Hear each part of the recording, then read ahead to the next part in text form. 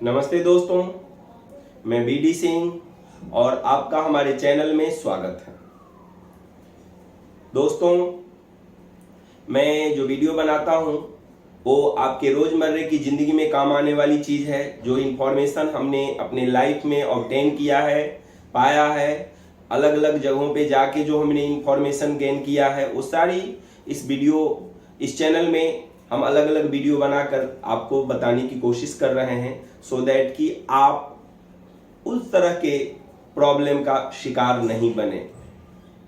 आज की वीडियो में दोस्तों मैं ये बताने जा रहा हूं कि कई बार हमने देखा है कि बच्चे जब हमारे छोटे होते हैं तो पेरेंट्स सोचते हैं कि यार पैसे की थोड़ी तकलीफ है, बच्चों को हम बाद में पढ़ाएंगे, अभी तो कोई दिक्कत नहीं है, फर्स्ट सेकंड थर्ड फोर्थ में तो हम घर में भी पढ़ा लेंगे, जब बच्चे बड़े हो जाएंगे तो हम स्कूल में अच्छे ट्यूशन में डाल के उनको पढ़ाएंगे, क्योंकि 7, 8, 9, 10 जो कैरियर बिल्डिंग क्लासेस होते हैं उसमें हम ऐसा करेंगे। तो मैं बताने की कोशिश आज ये कर रहा हूं कि ये जो थिंकिंग हमारी होती है या किसी भी पेरेंट्स की होती है, ये सही नहीं है। कैसे सही नहीं है, कुछ एक दो छोटे एग्जाम्पल मैं आपको बताऊंगा और उसके बाद आपको ये समझ में आएगा कि जो मैं बोल रहा हूं वो सही है या गलत है। मैं ये बताने की कोशिश कर रहा हूं नॉर्मली कि आप बच्चों को स्टार्टिंग से ही एक करेक्ट ट्रैक पर, जो ट्रैक पे आप भेजने की उनको कोशिश कर रहे हैं, वहां ले जाएं।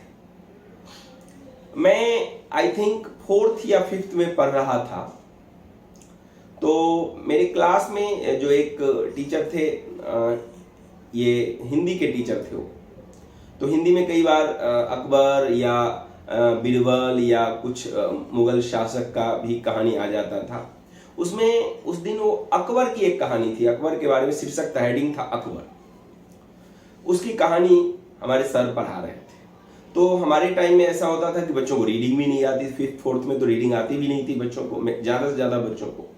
तो वो खड़े करके और बच्चों से रीडिंग करवाते थे और फिर सारे बच्चों से एक बार रीडिंग करवाने के बाद वो एक्सप्लेन करते थे।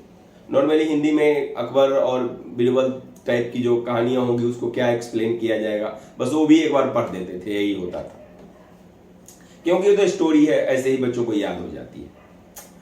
तो उसमें एक था मनसबदारी प्रथा। मुझे याद है अकबर ने उस प्रथा को हटाया था। मनसबदारी प्रथा जो थी, तो एक स्टूडेंट था मेरे क्लास में, थोड़ा वीक था पढ़ाई में, तो वो जो उसको उन्होंने खड़ा किया, जो पढ़ो, तो पढ़ तो पाता नहीं था, तो एक एक वर्ड को उसको बताते थे, ये वर्ड है, ये वर्ड है। तो मनसबदारी को वो मनसबदारी नहीं बोल पाता था, वो उसको बोलता था मनसबदारी।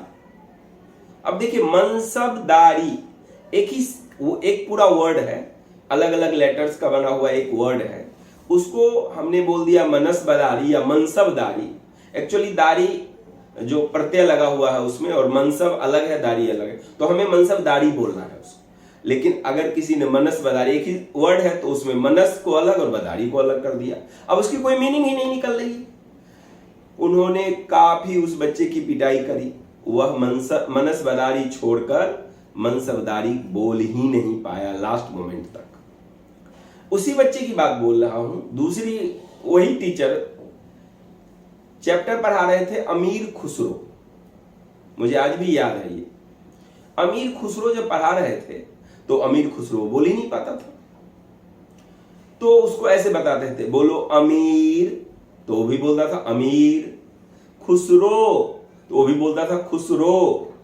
फिर बोलते थे अब बोलो अमीर खुसरो, तो वो बोलता था अमीर खुश रहो। 10 टाइम्स नहीं, 50 टाइम्स उसको बताया उन्होंने, अमीर खुसरो, अमीर खुसरो, और हर बार वही बोलता रहा, अमीर खुश रहो, अमीर खुश रहो। उस समय तो पिटाई भी बहुत, अभी तो रूल बदल गया, टीचर बच्चों की पिटाई कर नहीं सकते, इलीगल हो गया है। तब तो बहुत मारते थे वो सर हमारे। ऑन द होल मैं ये कहने की कोशिश कर रहा हूं, ऐसा हुआ क्यों उसके साथ? क्योंकि बचपन से उसे पढ़ाया नहीं गया। अगर हम बचपन से ही उसको उसके साथ बात करते रहें, प्रॉपर वे में हम उसको सेंटेंस का, वर्ड का प्रोनाउंसिएशन करते रहें, उच्चारण करें, तो बच्चों में ये प्रॉब्लम नहीं आएगी। दोस्तों, मैं ये समझाने की कोशिश कर रहा हूं कि बच्चों को अर्ली स्टेज से ही सीरियसली पढ़ाएं, गंभीरता से। पढ़ाई को कभी भी नेग्लेक्ट नहीं करें, उसको गंभीरता से लेने की जरूरत है। अभी भी मैं देखता हूं ऐसे कुछ बच्चे हैं जिनका प्रोनाउंसिएशन में प्रॉब्लम है, और रीजन इसके पीछे एक ही है कि उन्होंने बचपन से, पेरेंट्स ने बचपन से उसको ध्यान नहीं दिया। तो हमें जरूरत है छोटे एज से ही बच्चों पर केयर करने की, उनको प्रोनाउंसिएशन सिखाने की, और भी जो बहुत सारी चीजें सिखाने की होती है। 1 बाय 1 मैं आपको इसी चैनल में अलग अलग वीडियो से बताऊंगा कि हमें क्या क्या उनको करना चाहिए।